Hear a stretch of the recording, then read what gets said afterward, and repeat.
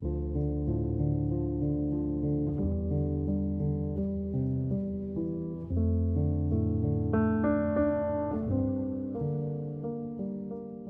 film is meant to help those suffering from shock, trauma, and PTSD from mass shootings. This film is not intended to support any political parties now or in the future. I'm here with these next 4 people to show you that if shootings like this can happen here, they can happen anywhere.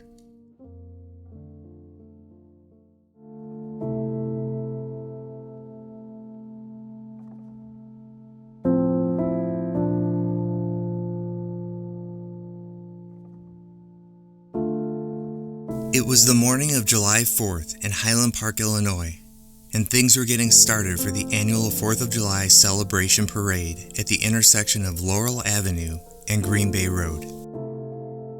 As planned, the parade started at 10 a.m., but then at 10:14 a.m., gunfire, and everything changed. Another mass shooting would take 7 lives and injure 48 others. This shooting hit close to home for me, and if it can happen here, it can happen anywhere. Highland Park is 26 miles north of Chicago, and it's in a different county, and it's in a different jurisdiction. Highland Park is not Chicago, and this shooting, it's more than just a crime. I know this area well, and I have many friends that call it home. I moved from Chicago as a child, and I lived 5 minutes outside Highland Park. And my first early high school job was decorating for bar and bat mitzvahs in and around the Highland Park area. I grew up setting up the celebrations of many, and I held the photographic memories of smiles and laughter from their big moments of tradition. Many of them were at the parade, and now with their children, all of which heard gunshots and seen the blood and trauma instead of smiles, laughter, and celebration. And after the news, I tried to check in with as many of those friends as possible. All that I talked to were not physically harmed, but extremely and emotionally affected. I thought of a plan. I can show the world what a few people experienced. 4 weeks after the shooting, I drove 6 hours from Cincinnati to meet with 4 survivors to discuss the events of the shooting, how they handled it, and how they're healing, and what they hope for the future.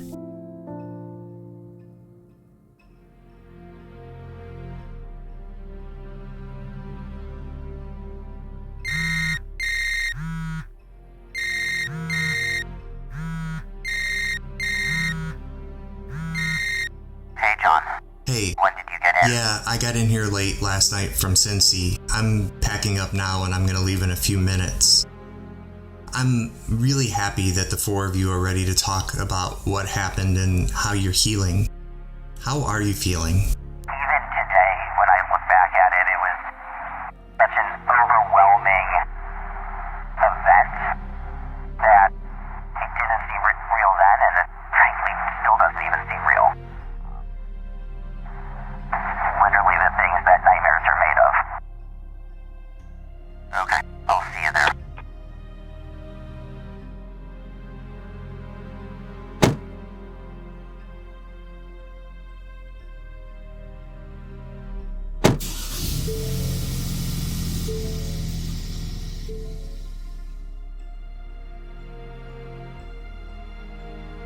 The morning of the interviews, I drove through the Highland Park parade route to park and set up. I looked around the area and where the shooter would have been.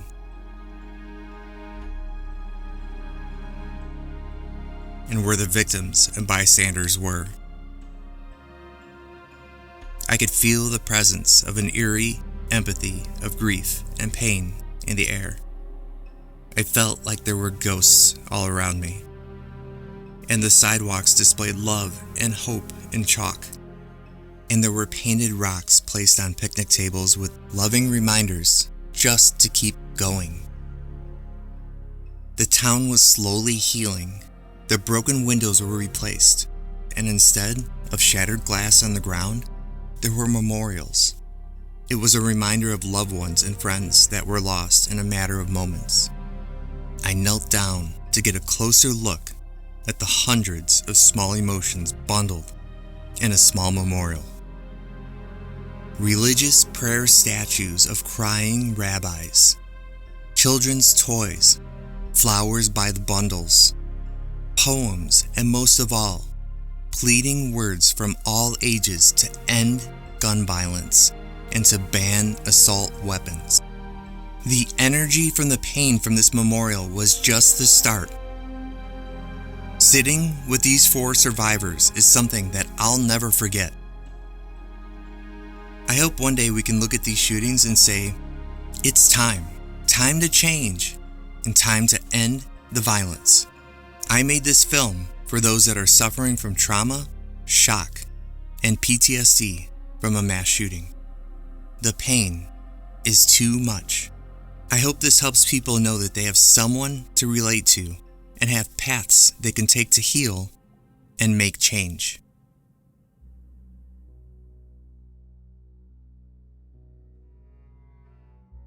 My name is Shane Seelig. I work in technology. Spent most of my career working in tech. Though growing up, I was a lifeguard and figured that one day perhaps learning CPR and getting certified would perhaps help somebody. Much did I know it would help many people that day. My name is Scott Stevens, and I live here in Highland Park. My wife and I moved here about 10 years ago. My wife actually grew up in Highland Park. She went to school here. Her entire family is in the area. We live right now with our 2 children. I have a 4-year-old son and a 6-year-old daughter. I currently work as a software engineer for a local company that works on software for fitness companies. My wife is actually a teacher in one of the local school districts. Jessica Douglas. I'm a teacher's assistant at a Montessori. I work with 3 to 6-year-olds at preschool. My name is Ashby Beasley. I live in Highland Park, Illinois. So we came with, my wife and I came with our son and daughter, the 4 and 6-year-old. It was funny, we were talking to family members. My wife's mother, who lives in Highland Park as well, she was originally gonna join us, but at last minute she wasn't feeling well, so she stayed home. But I remember we had different cousins of my wife that were here as well, and different family members sitting in different parts of the parade route. But we came kind of nearly last minute. We wanted to come in enough time to see the bike parade because my daughter, she attends the local elementary school, and so a lot of her friends were going to be in the bike parade. So we came, I want to say almost just at 9:55 or so. We drove down Green Bay. We're only about 5 minutes from here, and we parked right over there on Green Bay Road, just north of here, and walked. And it was funny, we were walking down the sidewalk and trying to, every time we've been here multiple years for the parade, and just trying to scope out where do we want to sit. And I remember we were walking down and we had 2 chairs with us, and you try to look, you want to get right up on the curb so you can see everything that's going by, and they throw candy, and the kids like to go and grab the candy and the freebies and all that kind of stuff.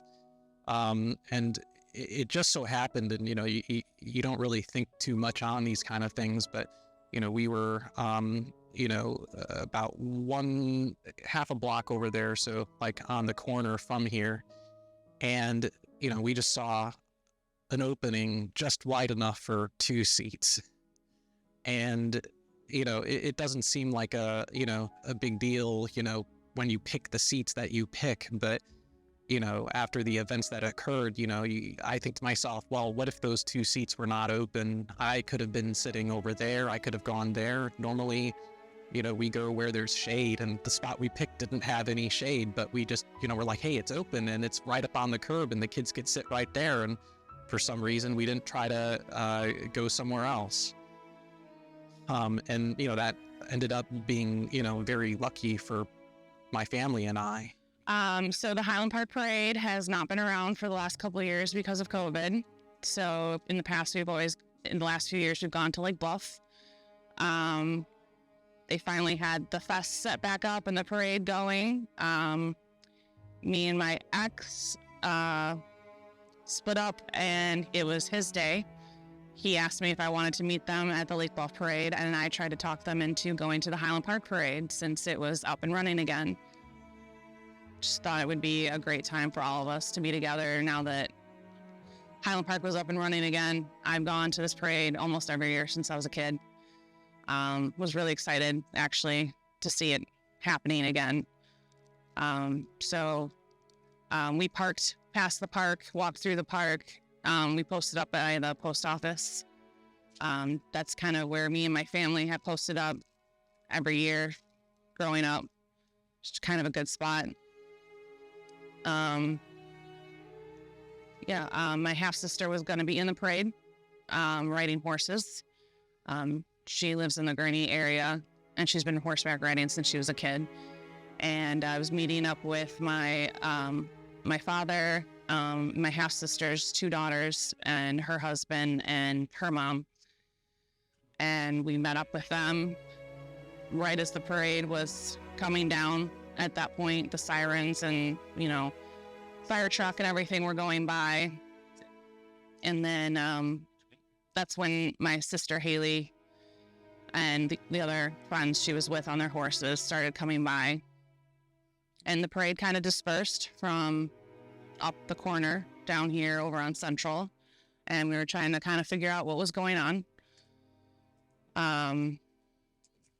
And things were kind of quiet for a minute, and the marching band had stopped up above the road, and all of a sudden there was an unmarked cop car that was going the opposite way of the parade, shooting down the road with the sirens on. On the 4th of July, my son and I came downtown to walk in the parade with our state representative, Bob Morgan. And it was an exciting morning. My son had never walked in a parade before. He didn't want to walk in the parade. He wanted to stay home and jump on the trampoline, and I made him get in the car. I'm a member of the Highland Park Community Emergency Response Team. It's a program that FEMA developed many years ago in order to give some basic training to everyday people to help out emergency services in times of mass crisis, things like earthquakes and fires, even search and rescue.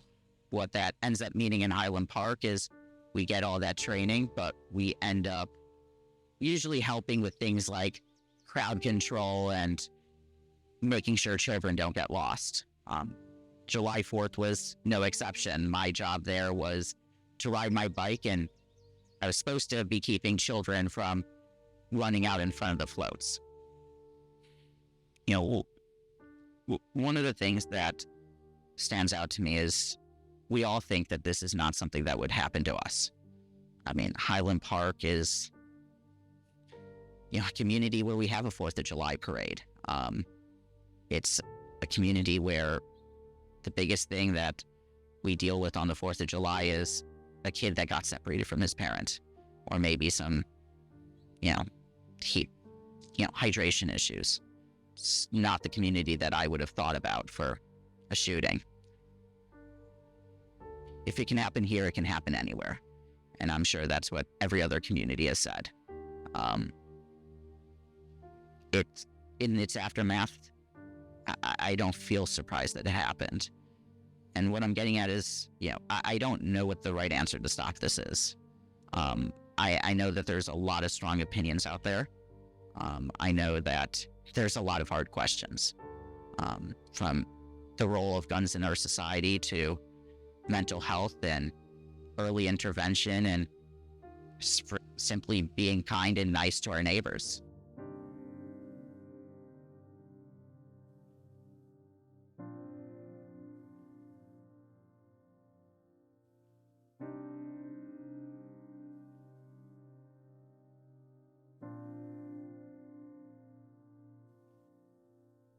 And shortly after we arrived and we were just about to walk. We heard the shots ring out. We thought they were firecrackers. Well, I thought they were firecrackers. And my initial response was, that's weird, right? Maybe not? 4th of July? I don't know. Just odd to me. And then we saw the entire Highland Park football team, Highland Park High School football team running directly at us. Just a wall of teenage boys. And I thought, why are they running? They look like they're running so slow, because my eyes were trying to catch up to my brain. And my son said, look, the football players. And at that point, I was just like, what? Is this a skit? What are they doing? And they ran at us. And then after they passed, it became clear that there were people, families running behind them, like fathers carrying children. I think I remember someone pulling a wagon and it just bouncing all over the place. And my mind was just like, what is happening? And then at some point, someone yelled, there's a shooter, there's fatalities. It's amazing to recount it. It's a lot that happened in a very short time, but the very first notion was hearing a loud bang happen right near me. And, the first one, you didn't exactly know what, but it was definitely a noise that did not belong in the parade. Initially there was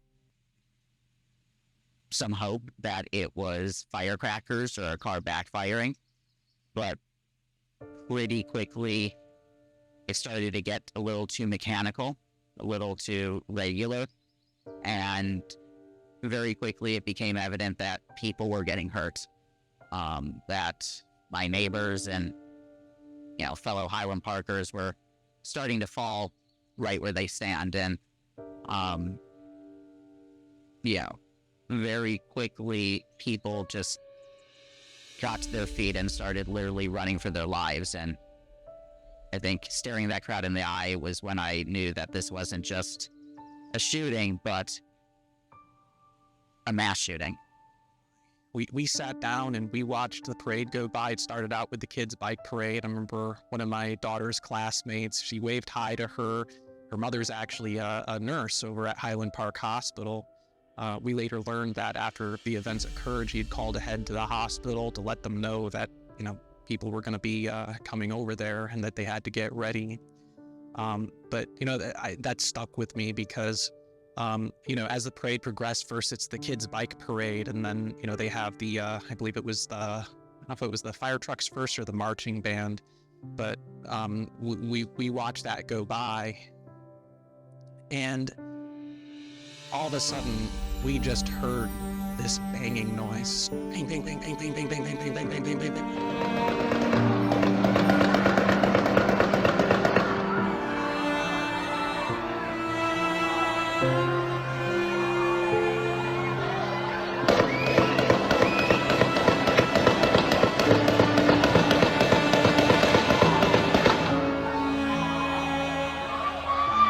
And it just kept going and going. And I remember everybody sort of looking at each other because we didn't really understand what was happening. In this kind of community, you don't really, even though it seems obvious in retrospect, at the moment, you just, everything that goes through your mind of what it could be, you don't think it's, a gun or a shooter. I know people said they thought it was fireworks. I thought, we had the fire trucks going by. I thought it was maybe something broke in one of the fire trucks and like the engine was backfiring or something like that, because, even, with gunshots, you don't expect it to, keep going. I mean, we had police officers who went by in those fire trucks, and the parade that went by, 10, 15 police or so. And you think, well, if it was gunfire, I mean, how could it just keep going and going? There's a whole entire police force right there.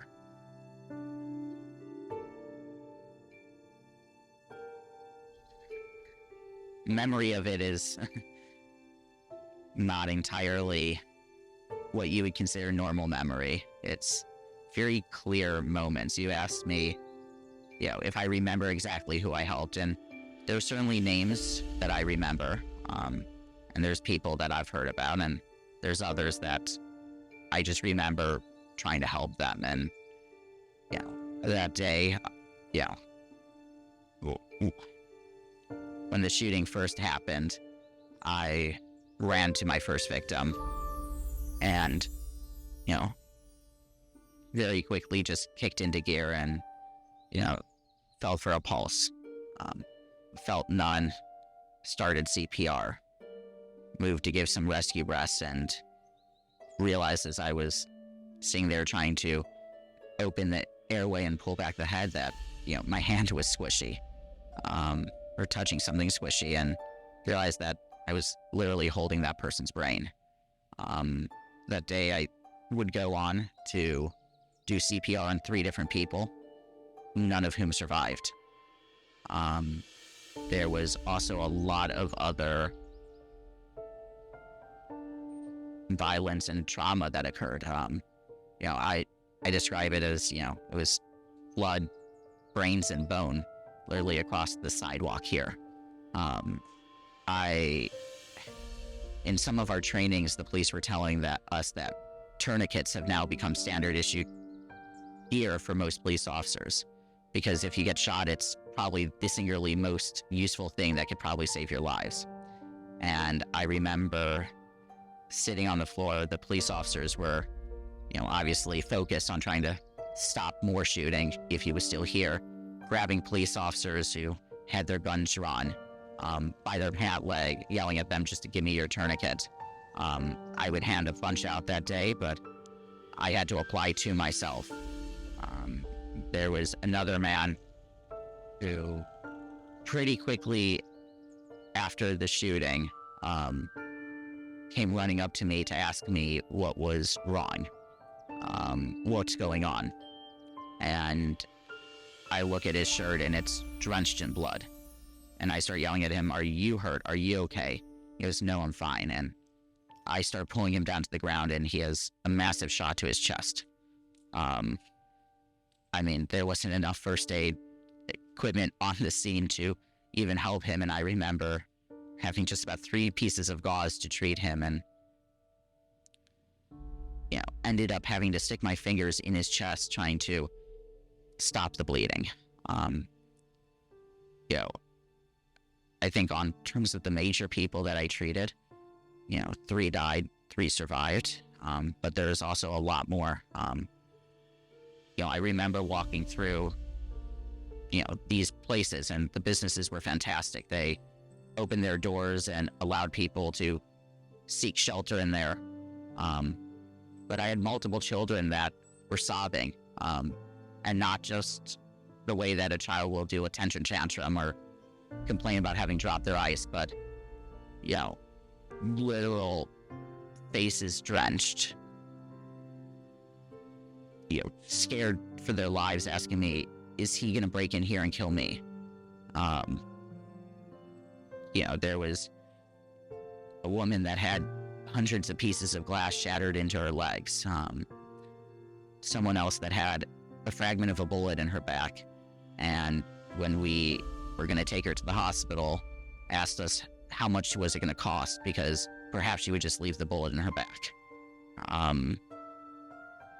It's an experience. I mentioned that one of my first times when I realized the sheer scale of this was being handed a stack of triage cards. In my trainings, I had learned about black, red, yellow, and green. The severity of how bad someone's hurt, all the way to they're too severely hurt, and getting told to make a decision. And I remember having to make decisions multiple times that day. I remember tearing open a diaper bag to try to use as gauze and bandages for people. So, it's a lot, and, it's amazing, the scene and how the street looked afterwards. I think, it's, to give you a sheer idea of the size, a lot of us after the shooting, I was drenched in blood. more blood than any one human could produce. And we ended up often washing off in the fountain right up the street. What could you do? Wasn't even able to get it off of me. Took 2 more showers, but I think,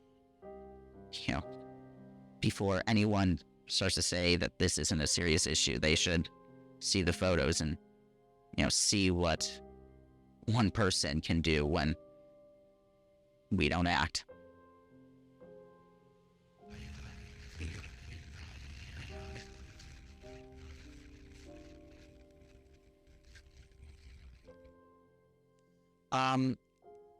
We didn't really fully realize until all of a sudden people started yelling there was a shooter, and we saw people running, and I grabbed my daughter, my wife grabbed my son, and we just started running away. Even as we were running, even though we heard the words that there was a shooter, it still didn't process. I always still think, like, maybe it's a mistake. Maybe people got confused. Like, in this community, it's just something that you wouldn't expect. And I know that sounds naive, but, I think people who lived here, grew up here, they would understand it's just not something that you would think of happening in this community. And I understand now that it's just I'm naive or, fooling myself perhaps.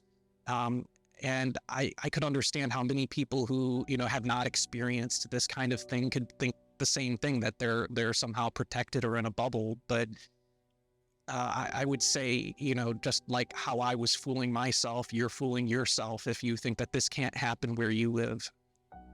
What I remember most is my daughter. She was just, absolutely hysterical.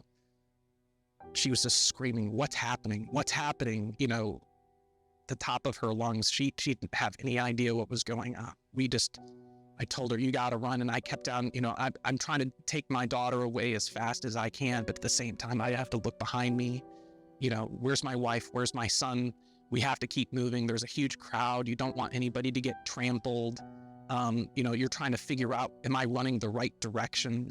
There's, in the moment, you don't know where you're supposed to go.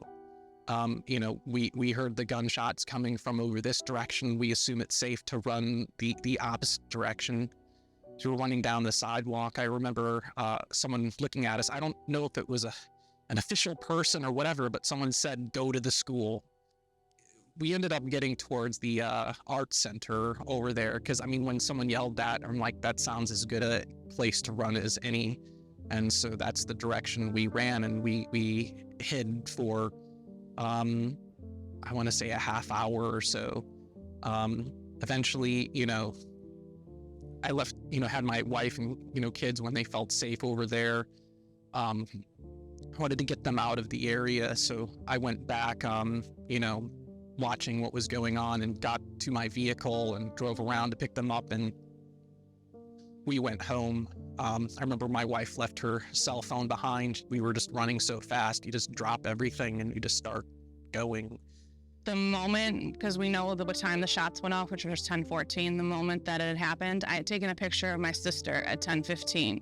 So at 10:14, where we were, the fire truck and everything had just been going by. So we literally had the sirens and everything right in front of us. So we actually didn't hear anything. So that's why when they had passed, it was almost like eerily quiet up at the top of the parade. So we were kind of very confused as to what was going on at that point. After the car went flying by, all of a sudden there was a policeman with I'm assuming a canine dog, running up the sidewalk telling us all to move down the road.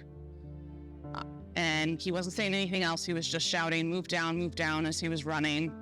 We were all kind of looking around. I kind of got a weird feeling in my stomach, and I turned to my daughter's father and I said, we should just grab our chairs and kind of just start moving down.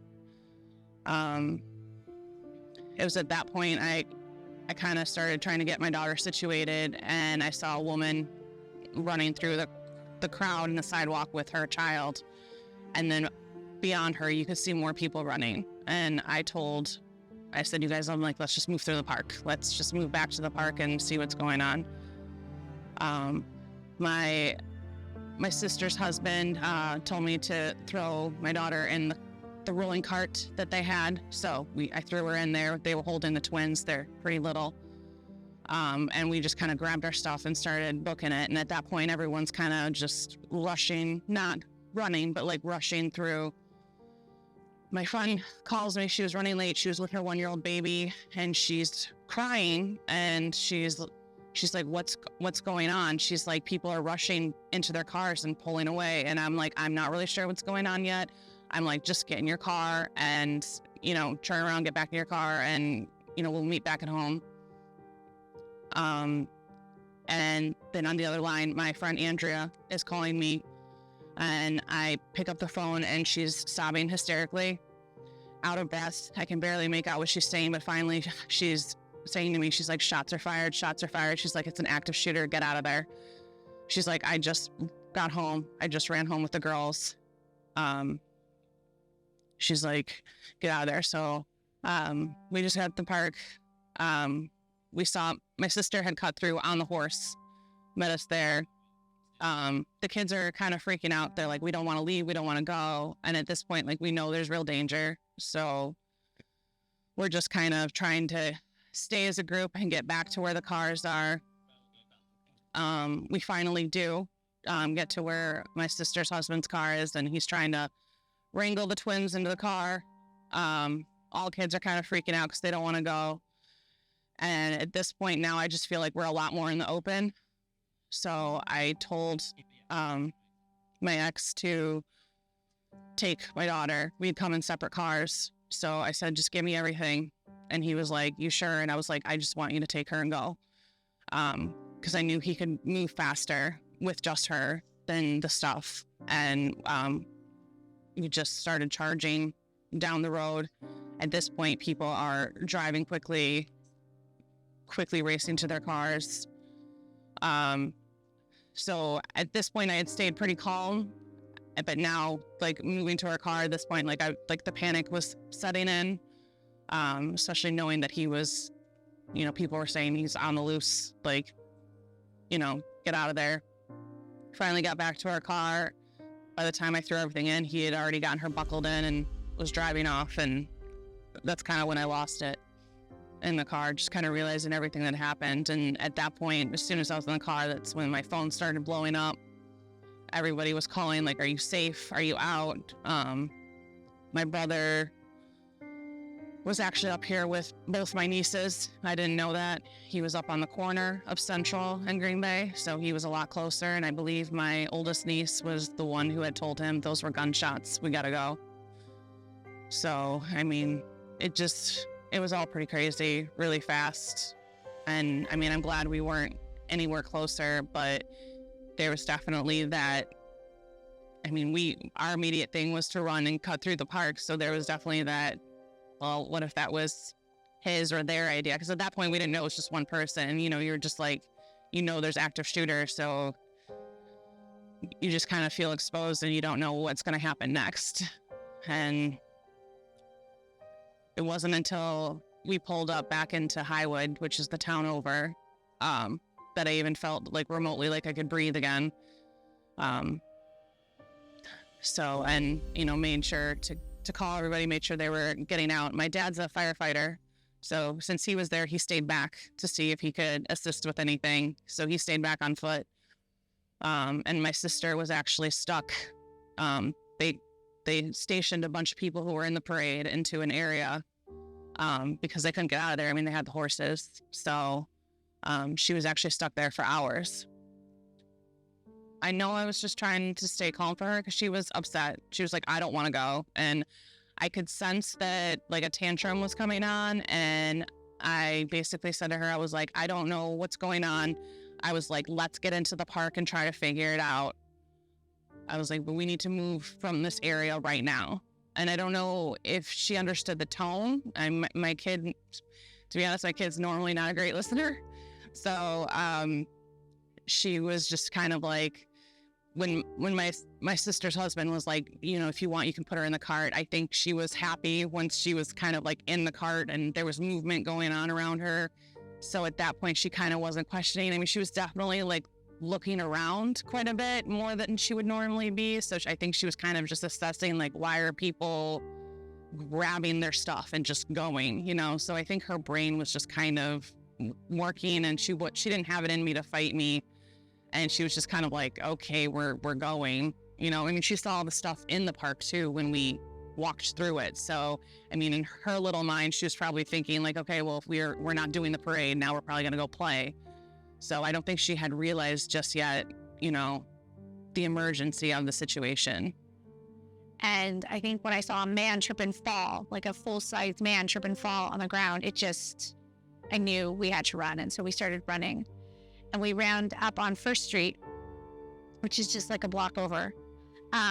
We ran up on First Street and we started running towards our home. So we ran up on First Street and Deerfield, the corner of Deerfield, and my son threw himself down on the ground and he wouldn't run anymore. But we didn't know if someone was behind us. We didn't know if someone was chasing us. We didn't know anything. People were just screaming and wailing and crying and carrying children. And, I was just trying to get him to move. And I had to get on the ground with him, and I had to tell him that we were going to be okay.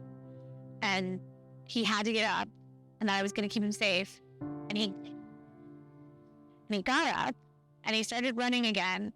And then my husband pulled up right then because he wasn't with us. He pulled up right then and we hopped in the car and we went home. But no, I had to look him in the eye and lie to him, which is something I just, you have to look in your child and tell them they're going to be okay, running from a mass shooter.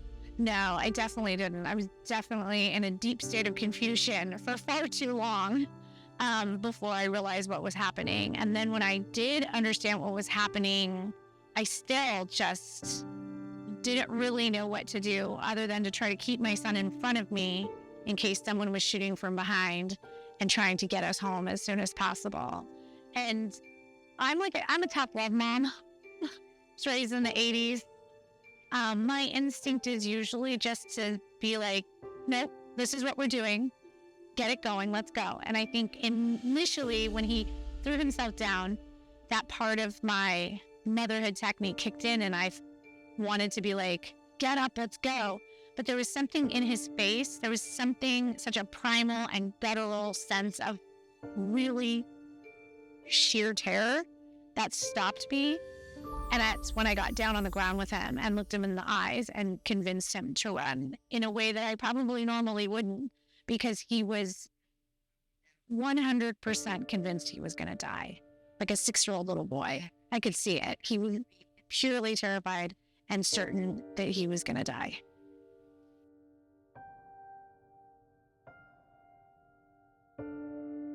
I was here for about 5 hours from start of the parade till when I finally got told I could go home. I think at some point, so I arrived about 9:30 in the morning. The shooting off, as you probably know, happened about an hour later. And then for the day, I did a lot of CPR, first aid, treating, things like, after the criticals got taken away, treated things like minor scrapes and bruises and some panic attacks. And then I also went around with the police unit as they were clearing out the buildings to both look for the shooter and the chance that he stayed around, but also looking for other victims that might have escaped getting spotted at first. Same. Like one of my friends that I grew up with, his daughter was the one who was clipped in the face by a bullet. And, one of our students, one of our previous students, like their dad, he's fine now, thank God. But he had gotten shot. I mean, it's amazing the amount of stories that keep piling up and all the different connections and how we all know each other. And it's just scary. It makes your world that much smaller. And your sense of safety is, not really there, and you got to keep going. You got to keep putting yourself into situations like that and hope for the best. But I mean, you're definitely, I don't know, you're definitely more aware.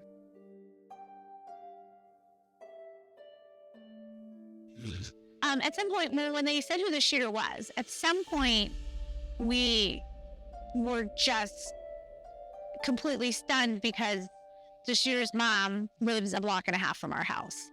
So SWAT came, they shut us down. We couldn't leave our neighborhood. We couldn't go anywhere.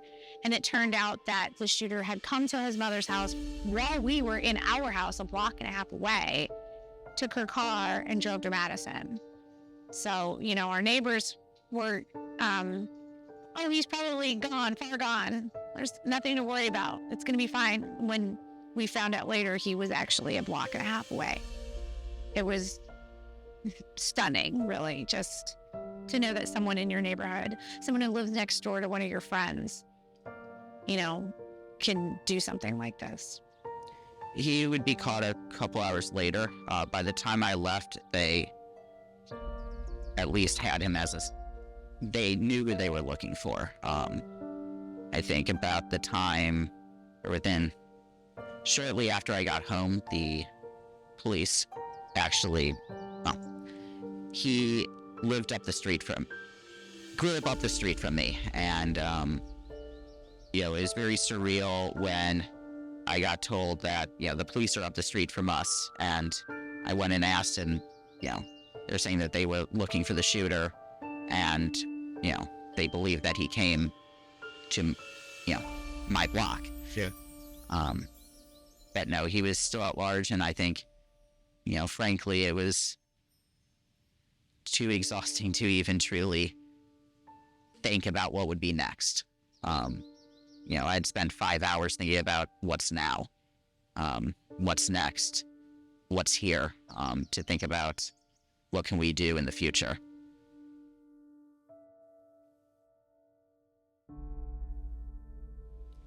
I don't think that there's any exact playbook for it. I think I take it one day at a time, and I'm definitely scared for when it starts to feel real. I think I count my blessings right now that as I look back on that day, I feel like I did everything right. But, I think there's a day at which you'll realize what you went through. I think that it's really hard in a moment to remember how resilient our children are. We shower them with love. If we do everything we can to create an environment of safety where they're safe, where they know that they can't be harmed, if we let them lead us with their questions and their concerns, I think the kids will be okay. They will. It's going to take time, and they're going to need to process a lot, but I think they will be okay. I think for moms, it's really easy for us to put everyone before us, for us to say, I have to take care of this, I have to take care of that, I can't stop, I got to keep moving. And I think if I could give any other mom advice, and it's advice I have to remind myself for, and I'm not good at taking, it's to take care of yourself. Every day, take a moment, take 15 minutes, go outside, walk by yourself, drink a cup of coffee, get on your Peloton, just 15 minutes, take that time out of your day to focus on you. Because you can't take care of your family if you're not taking care of yourself. If you are face down because you hit your wall, because you neglected yourself for so long, you can't help anyone. There's how you feel emotionally, and then there's how you feel intellectually. And the emotional part of me feels all the time, and I catch myself. I mentioned I went to a festival a week ago, and I remember getting out of the car, and when we parked, and right next to us parked in a car, I glanced over, and in the back seat, I saw this very long duffel bag, and obviously what goes through my head is that could be a rifle. Yeah. Is that a rifle? This doesn't look like the kind of car that maybe someone would play golf. I know that's stereotyping, but you start thinking well, should I tell someone? Am I? My school, there are 4 of us, 4 locations, 3 in Highland Park and 1 in Glencoe. For the summer, just my location on Deerfield Road and the Clevie location are open. And they really did a phenomenal job of, the day before we went back to work, providing a Zoom call with a trauma counselor, which I had missed the Zoom call because I had gone to a vigil. But she also had, the directors also had a bunch of grief counselors at our schools the next day, to talk to any of the parents, any of the students. They had us teachers on alert of, keep our ears open, because obviously some kids had no idea about it. Some kids were there. Some kids were told about it through their parents. I mean, all surrounding towns, all activities were canceled. So, I mean, the kids were all told something, but it wasn't really for us to know what they were told.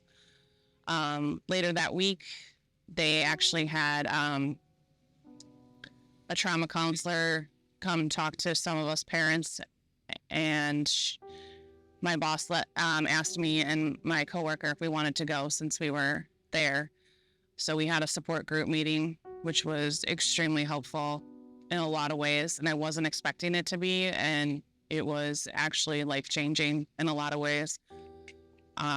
So I was really lucky for that. And then the next day we had support dogs, therapy dogs come to our school for the children and for us. And my boss actually let me go back down towards the end, and I got to sit with them by myself with a few of the dogs just hanging on me, and it was really moving and helpful in a lot of ways, because the whole week was just very traumatic. The kids were talking about it all the time. I mean, kids are all of a sudden playing bad guy, run from the bad guy. He's, saying things like, he's going to kill us. I mean, it's really messed up how the dynamic has changed these children so quickly. And of course, like, kids play bad guy, good guy, stuff like that. But all of a sudden now there are words in their vocabulary like, he's going to kill us, he's going to shoot us. Even my daughter and one of her friends were playing, they were talking about the creepy guy and don't go in that room. The creepy guy's out the window and he's going to kill us. And, you're just trying to talk to them about how they're safe with you in this moment, because you can't tell them that they're safe. And that's kind of what we're trying to do with, the children at school, your children at home. We're going to do our best to keep you as safe as possible, because they're not safe, and you can't give them that false pretense that they are. And their brain is trying to make sense of the fact that they're not safe to go to parade. And every time me and my daughter drive through here, she goes, this is where the bad guy was. And we have to drive through this area almost every day to get to her camp. And every day she says it without fail. This is where the bad guy was. And every day I remind her, this is where the bad guy was. They caught him. He'll never hurt anybody again. And I'll do my best to keep you safe. And without fail, she continues to bring it up every time we drive through here, which is crazy to me. She's going to have that the rest of her life. Yeah. Because a lot of us were talking about the different emotions that we had. So for me, a lot of it is guilt. I have a lot of guilt for convincing my ex to bring my daughter to this parade and not going to the other parade. I have a lot of guilt for getting my friend and her 1-year-old baby to meet me there, and my friend with her 2 daughters and her husband. And her husband was actually in the coffee shop when the shots were fired. So she was stuck with 2 strollers by herself, and a woman helped her grab the other stroller and ran with them home. And we still haven't found that woman. So for me, it's just, there's a lot of guilt. And then other people in the group, it was like shame. And then there was a few of us, like me as well, who were like, there's so many people who are so angry with this, this boy who, did the shooting. But there's some of us who just feel so deeply sad for him. Like how how sad could his life be to have led to him to do something like this? And there's guilt for feeling those emotions. So for me, it was guilt. And the trauma counselor said to me, to all of us, your brain doesn't know if you're in a war zone or on the outside of a war zone. Your brain doesn't know that. You know that because you see that and you tell yourself that, but your brain reacts to danger. So everything that you feel, depending on where you were or how you were or what you were doing, it doesn't matter, because all your feelings are valid, because your brain instantly recognized danger. And it doesn't matter that you weren't up close to the shooting, that you were further out from the shooting. It's your brain recognizes danger, and that goes into trauma mode. And then that's where the flood of emotions come, like the anxiety and the guilt, the shame, etc. So it really validated that all those feelings that some of us were having, you know, because some of us were grateful that we weren't closer, but some of us were feeling shame for all that. And it really just helped me kind of accept how I was feeling, that it was okay to have these sort of like after effects. The other one that really helped me for the children, because she was trying to explain to us why they play those scenarios and why they continue to go over it and talk about it and even draw about it and tell stories about it. She said she compared it to a CD, and it was interesting because we had a parent in there who is not from this country, and we actually had a stereo in the room that had classical CDs for like the nap time, and she like pulled it out. She's like, I don't know if you've seen this before. This is a CD. And she's like, and we all know from back in the day, when you get a scratch on the CD, it skips and it skips and it keeps skipping until it smooths out. And she's like, and that's what's happening to the children's brain. The trauma that happened right there is a scratch on their brain, and the brain keeps playing over it and over it and over it again, trying to make sense of it, trying to smooth it out. And that's why the children tend to react in the many different ways that they do. And that really helped me resonate with everything that my daughter and my students and all the people who were involved in it were kind of what their brain was going through. Because it doesn't matter what logic you tell yourself. Like, you can tell yourself, yes, I'm safe now. I'm safer now. You know, I'm okay. Life can go on. But your brain keeps going back to this traumatic event, and there are triggers. Just being, you know, driving through the town is a trigger. Hearing sirens is a trigger. You know, seeing things pop up on social media and, you know, the stories and, you know, I mean, it's all a trigger. So those things I really took from that trauma counselor to help realize, A, what's going on with the children and why their brains process it the way they do, but also validating the anxiety and guilt and shame that I was feeling, and that what's happening is in my brain. It's not something I can tell myself not to feel or not to do. So she definitely changed a lot of how I saw the situation and how I've been going forward with people affected, including myself. So just trying to give myself and everyone more grace, patience, which is, you know, hard as children already make you impatient. The dogs were just, I don't know, they were just so amazing. And it's like they just knew that, you know, I mean, you can tell like which ones really just knew that they just needed a little nuzzle. And, you know, there was one that came up when I went down alone. Well, I brought one of my students down with me because she had gone to school late that day. But she was on the other side of the room with a couple of the other dogs. And I was petting this one dog, and this other dog that was behind me, like, came up behind me and just laid its head on my shoulder.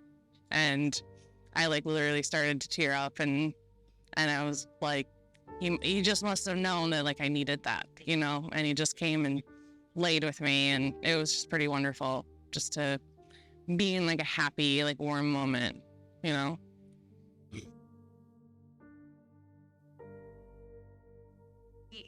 when we were in the house, our son was really inconsolable. He was hiding under the covers. He kept saying he didn't want to die, didn't want to get shot. My son is at the age developmentally where he understood what happened. He didn't have a lot of questions. His only question was, when are they going to catch the shooter? We didn't have to explain to him what had happened. We didn't have to tell him,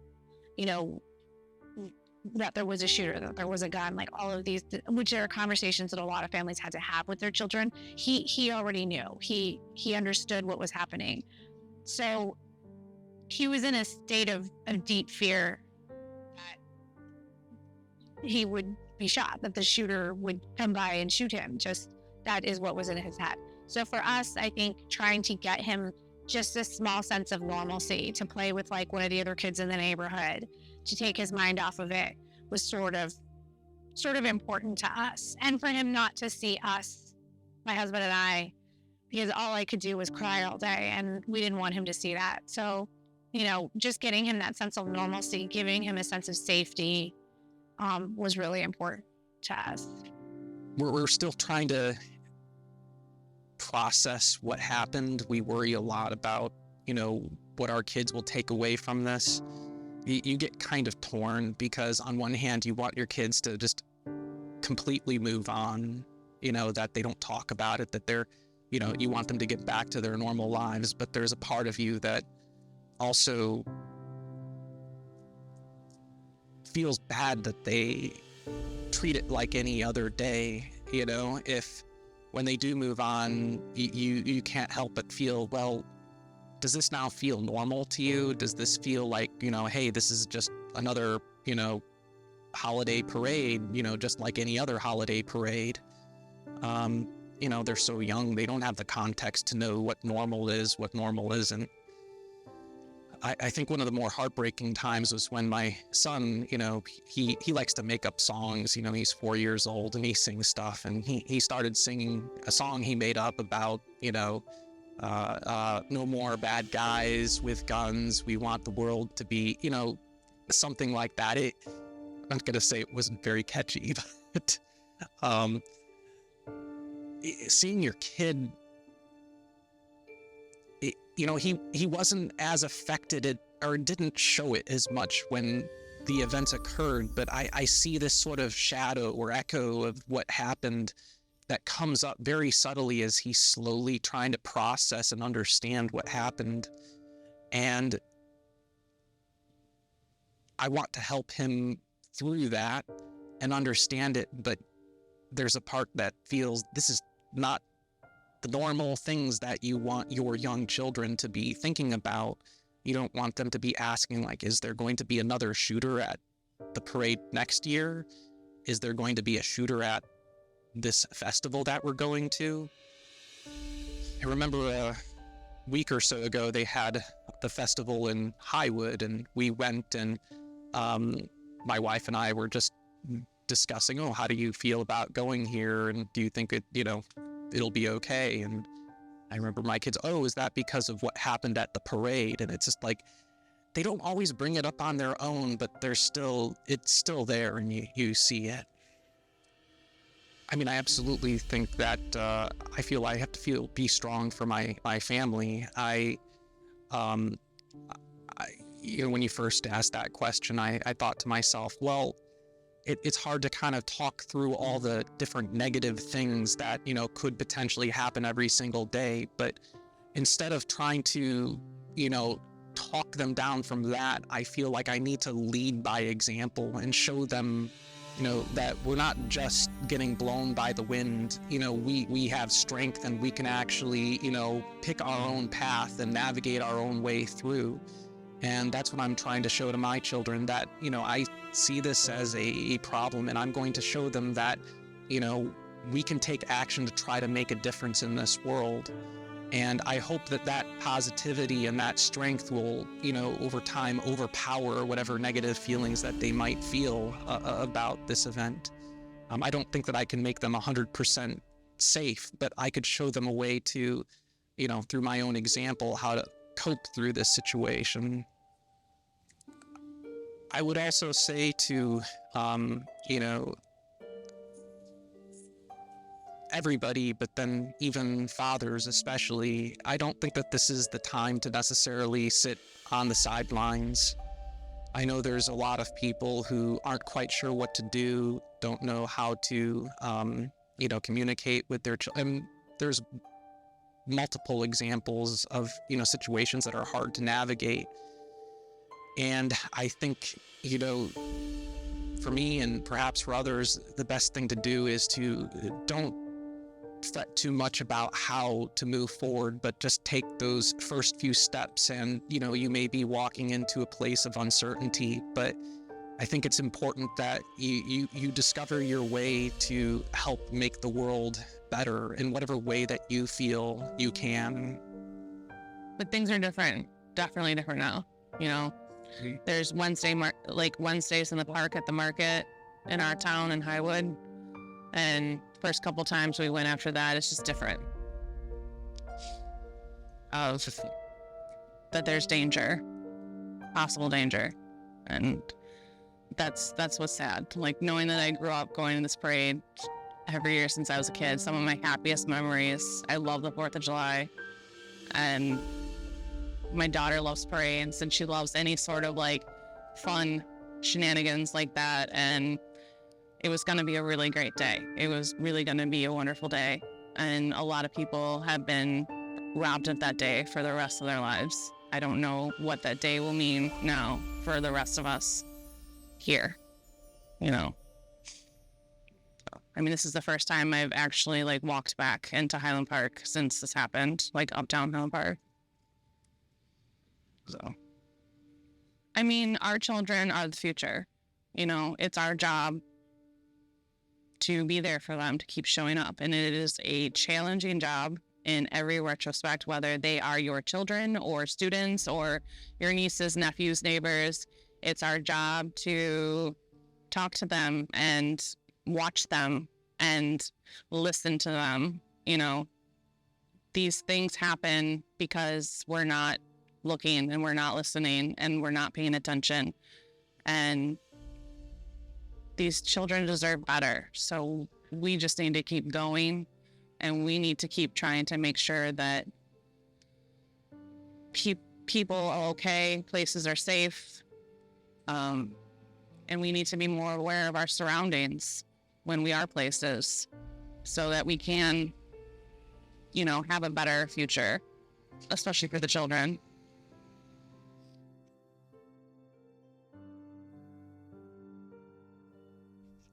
So for me, after the shooting, I felt a need to do something.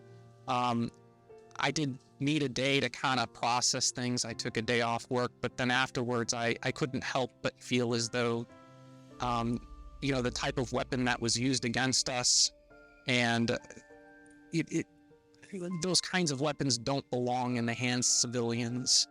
They can shoot nonstop. The police officers, I heard, they didn't even know where the gunfire was coming from. And, I know there's always that mantra of the good guy with a gun. We had a police force sitting right there when all of this happened, and they couldn't even tell from where it was coming. And it was all over within, the shooting, I think, was only a minute and a half at most. And I think it's insane that our laws allow these kind of weapons to be owned by nearly anybody on the street, in some states starting at the age of 18, but in others at 21. I reached out to a group we have in Highland Park, that sort of started organizing people and figuring out how to support one another. And I asked people in Highland Park, who we have so many talented people in Highland Park. I'm sure our skills, if put together, we could figure out a way to help move, the laws in our country or in our state to make change. And I had many, many people reach out to me. And I learned of a bill that had already been sitting in the state of Illinois, HB 5522, which was an assault weapons ban for the state of Illinois. It had already been put out or read in February, but it just hadn't gotten that a movement or attention so far. In fact, the pro-gun advocacy groups had already put forward hundreds of witness slips against it without much comment, supporting it. Once I learned of that, I thought, well, this is exactly the kind of bill that we should be pushing for here in Illinois. And I put together a petition on change.org to help start making people aware of this bill. I put together a group on Facebook where people could start collaborating with one another. And I've gotten over 70,000 signatures from people, across our state and some outside of our state in support of this assault weapons ban. But we've started working with our group. We've had some people that have been working in the, gun violence prevention movement for multiple years helping us, but getting phone banks, reaching out to various friends and relatives within the state of Illinois so that we can get advocacy towards representatives throughout all of Illinois. Because I think here, people, our representatives from, Highland Park or locally, they understand, but to make change, we need to make sure all our representatives across the entire state, and for that matter, the entire country, hear from us and hear what kind of gun legislation we want. And so we've been, working to get more and more co-sponsors on this bill in Illinois. It's moved up to about 56 or 57, just under 60 co-sponsors so far. It's looking like we have the support in the Illinois General Assembly in the House to get this passed. Right now, it might be hard because it would require a special session to get passed, which puts higher thresholds. But if it's not now, then I think, even early next year, I think it's very possible we'll get a bill, passed that will allow us to change the laws here in Illinois and make sure that, this is not meant to prevent people from having, a weapon for self-protection or to go hunting, but, very specific set of weapons that are maybe not practical for hunting or for sport, that are really not necessary for those purposes, but are in their design very efficient at hurting specifically people. Yeah. And so, I just really want people, to not forget about what happened here and understand that no matter what kind of bubble they think they live in, it could happen in any town, in any community. And when you recognize that, you even, months from now need to keep pushing at all governmental levels to enact what I would say are reasonable gun laws to make sure that, our communities are safe from this kind of violence. What motivates me is just thinking about the trauma that my children perhaps experienced, and I feel a sense of duty to do something to make a better future for them so that, maybe there could be a day when the children go back to doing tornado drills instead of, mass shooting drills in their schools. That's what I grew up with when I was a kid. We didn't know about mass shootings. I think for the first day or so, I was in a lot of shock. There's this theme I keep on talking about that it's too big to comprehend. I still can't put an estimate on the number of people that, were here in this square. But, it started to strike me and sink in that this wasn't abnormal in America anymore. This wasn't something unique.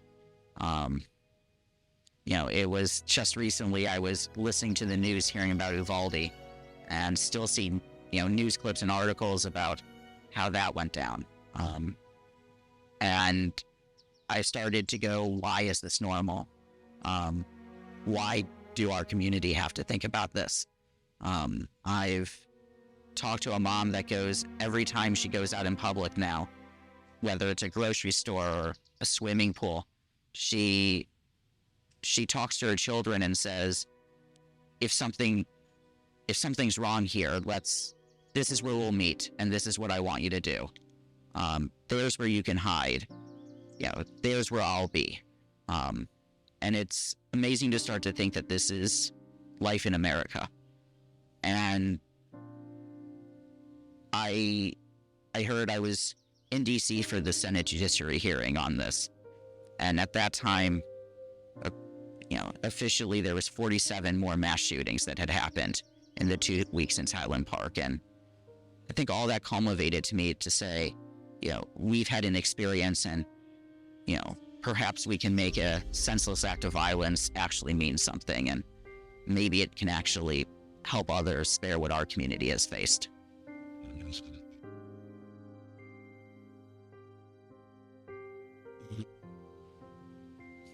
I'm not really sure there are words. I think that's the hardest thing about all of this is, it was a day of celebration and happiness, and it turned into a senseless act of violence,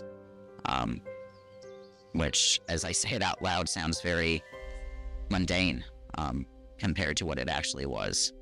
But, I think one of the things that strikes me, about this community, and I'm sure, many other communities that have gone through this, is the sheer amount of love that exists.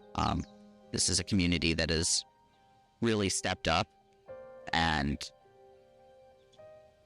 is looking for anything it can do to come together. And I think there's one bad person, but there's tens of thousands of people that want to do good. And I think, hopefully we as a community can latch onto that and, put some love out into the world. So one of the things that have amazed me looking at American history and who we are as Americans is we always figure out a way to solve the improbable. We figure out a way to beat the odds, and there's no reason that this can't be an exception. As I look at our history, we've cured polio. At the time, that was seen as the greatest feat of scientific achievement. We've split the atom. We've literally shot for the moon, and we've hit it. These are all achievements that whoever would have even been able to dream about it. And while I don't know what the answer for gun violence and mass shootings are, I know that there is an answer. And I think it's time that we as a society stop saying that's not the right answer and start to say, let's do something. Let's try things. Let's say these are our convictions, and here's how we can spare some other lives. On July 4th, there was 7 people killed here. Another 48, I believe, were wounded, and tens of thousands of others that their community has forever been changed. And I think for them, we owe it to try things.